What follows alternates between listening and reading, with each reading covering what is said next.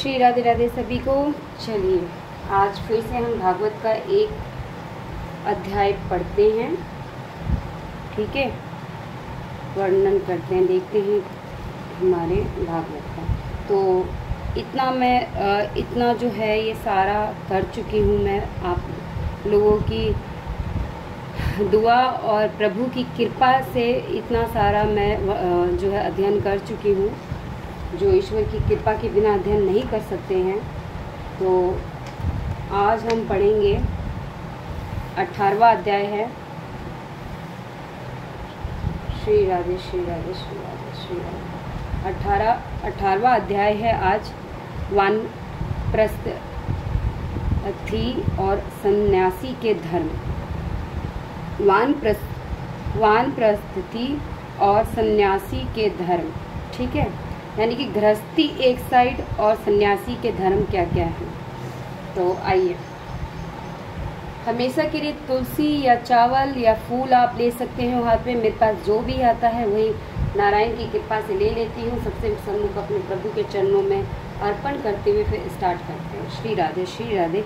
श्री हरिदास। ओम नमो भगवते वासुदेवाय नमः। चलिए, भगवान श्री कृष्ण कहते हैं, प्रिय उद्धव, यदि गृहस्थी व्यक्ति वानप्रस्थ आश्रम में प्रवेश करना चाहे तो वह अपनी पत्नी को अपने पुत्र के हाथों में सौंप दे।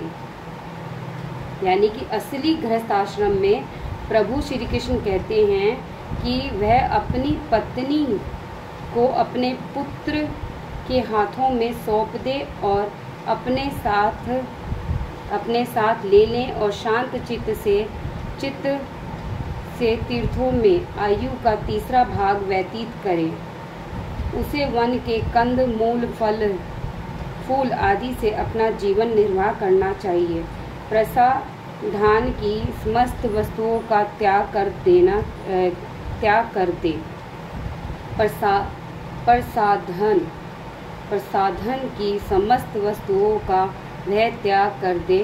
सरल और सात्विक जीवन व्यतीत करते हुए भगवान की भक्ति में ध्यान लगाएं। जो इस तपस्यारत जीवन व्यतीत करता है और अपने समस्त कर्म मुझे समर्पित कर देता है, उसे परम धाम की प्राप्ति होती है। वानप्रस्थी के लिए अग्निहोत्र और व्रत का आदि का वैसा ही विधान किया गया है जैसे गृहस्थियों का होता है। इस प्रकार तपस्या करके अपना जीवन समाप्त करने वाले ऋषि लोक को प्राप्त करते हैं।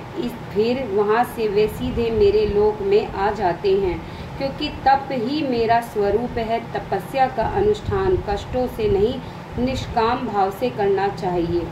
उद्धव, जो वानप्रस्थी होना चाहिए उसे वेद विधि के साथ 8 प्रकार के श्राद्ध और श्रद्धा से मेरा पूजन करना चाहिए। उसके बाद अपना सब कुछ यज्ञ कराने वाले ब्राह्मण को दे दें। जब कोई वानप्रस्थ में प्रवेश करने लगता है तब परिवार के लोग प्राय अड़चन डालने लगते हैं। उसे उनकी परवाह न करके मुझ में ही अपना ध्यान लगाना चाहिए। सन्यासी के लिए वस्त्र एकमात्र लंगोटी है। अधिक से अधिक उसे ढकने के लिए 1 गज भर का कपड़ा लपेट ले ताकि लंगोटी ढक जाए। उसे आश्रयोचित दंड और कमंडलू के अतिरिक्त और कोई भी वस्तु अपने पास नहीं रखनी चाहिए। धरती पर देख कर चले। जल को कपड़े से छान कर पिए। सदा सत्य बोले और सारे कार्य सोच विचार कर करें। वाणी से मौन, शरीर से निश्चेष्ट, प्राण और मन से प्राणायाम रखने वाले दंडी स्वामी हैं। ये तीनों ही उसके दंड है।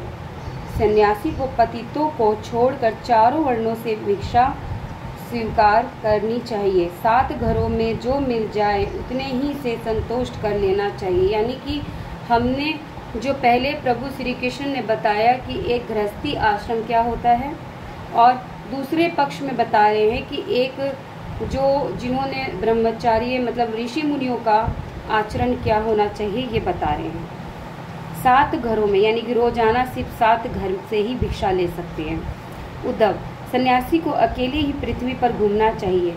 और उसे कहीं भी आसक्ति नहीं रखनी चाहिए। यानी कि प्रभु कहते हैं कि हर सन्यासी को भ्रमण करते रहना चाहिए, मतलब एक जगह रुक नहीं सकते। इंद्रियों को अपने वश में रखना चाहिए, प्रतिकूल परिस्थितियों में भी उसे धैर्य रखना होना चाहिए और सदैव परमात्मा का अनुभव करते रहना चाहिए। आप कहते हो ना कि आज मुझे सपने में प्रभु दिखे, आज मेरे साथ ये चमत्कार हुआ, आज ये चमत्कार हुआ, तो ये प्रभु का अनुभव होता है। सदैव प्रभु का अनुभव होना ही चाहिए। उसे किसी भी प्राणी से वैर नहीं रखना चाहिए। सन्यासी का मुख्य धर्म शांति और अहिंसा है। अब हमने कोई तपस्या नहीं किया है कि हम किसी भी प्राणी से वैर भाव नहीं रख सकते। वैर भाव देखो मन के अंदर रहता ही रहता है। हम भले ही मुख से कह दें कि हमें किसी का बैर नहीं, लेकिन आज के दिन में ये बहुत कठिन है। तो इस कठिन अवस्था को हम अपने प्रभु श्री चरणों अपने श्री राधे श्री चरणों के उपरांत सौंप देना चाहिए कि प्रभु ये हमसे नहीं हो रहा, ये भी हमारा जो एक मन में अभाव है और ये जो भी है जो उत्पन्न हो रहे हैं, ये भी हम आपके श्री चरणों में समर्पित करते हैं।